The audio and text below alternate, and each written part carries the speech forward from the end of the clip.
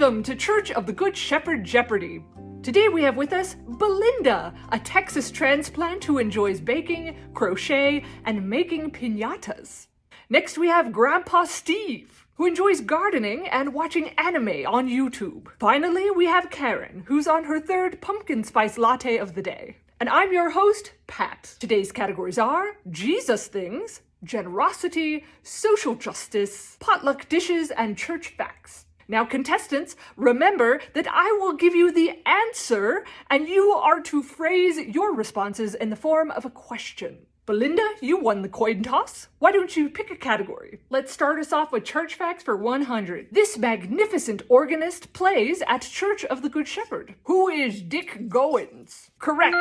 I'll take social justice projects for 200. This event, coming up on October 30th at 9:30 before church, is one way to meet your neighbors and participate in some racial reconciliation. What is Walks with Sean? Correct.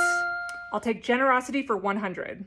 This is the best place to give money to make sure it meets the needs of the church. What is a special interest that I have myself, like cutting down that tree that's been clogging up the gutters and causing leaks?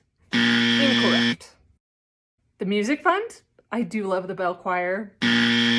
Were you listening? And no, still incorrect. What is the general fund? Correct. Is it wrong to give money to the bell choir? I'm also confused. What's wrong with giving to things that I love? Pastor Sarah, can you come here for a second and clarify for our contestants? Sure, it is good to give to things that you love, including the music program at Church of the Good Shepherd. But the best way to do that is through the general fund, with the exception of a couple special offerings we do here and there. That's why we do that whole budgeting thing, so the congregation can vote on what matters to us. And if an emergency comes up, we have the money to spend on it. When you give to only a small part of the budget, the money gets tied up and it can't be spent on anything else, like the electric bill, which is also super important to groups like the bell choir, who practices at night. I hadn't thought of it that way. Moving on. Belinda, the floor is yours. I'll take generosity for 500. The answer is financial stability. Why do we want new members to join the church? Incorrect. What should be our number one priority as people who follow the teachings of Jesus? Still wrong. Again, the answer is financial stability.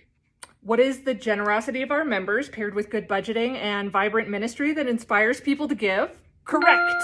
Okay, time out. There are no timeouts in Jeopardy, Belinda. We're taping, right? They can just cut this out later. She has a point. Go ahead, Belinda. Thank you. I just want to say, I don't get it. Adding new members is a way to become financially stable. If new members give money to the church and if existing members keep giving money to it. Okay, but I still answered right. Can I get a referee in here? Pastor Sarah? Hi again. So, Belinda, you phrased your question as, why do we want new members to join the church? And is financial stability why you want people to come to the church? I mean, is that wrong?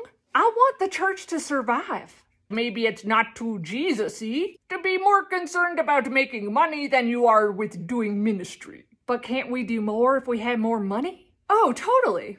But money's not the reason we want people to come here. We want to do all this great stuff for our members in the community, and we'd rather do it with more people and, like, with our friends. That makes sense, actually. If we tell people all the cool stuff we're up to, how we're participating in the healing of the world and caring for our members and building an authentic community where people can just, be who they are, and we've got this great progressive theology and everybody's welcome here, and we're giving back to the community and changing lives. People are going to want to come and they're going to want to give to the church because we're doing stuff worth giving to.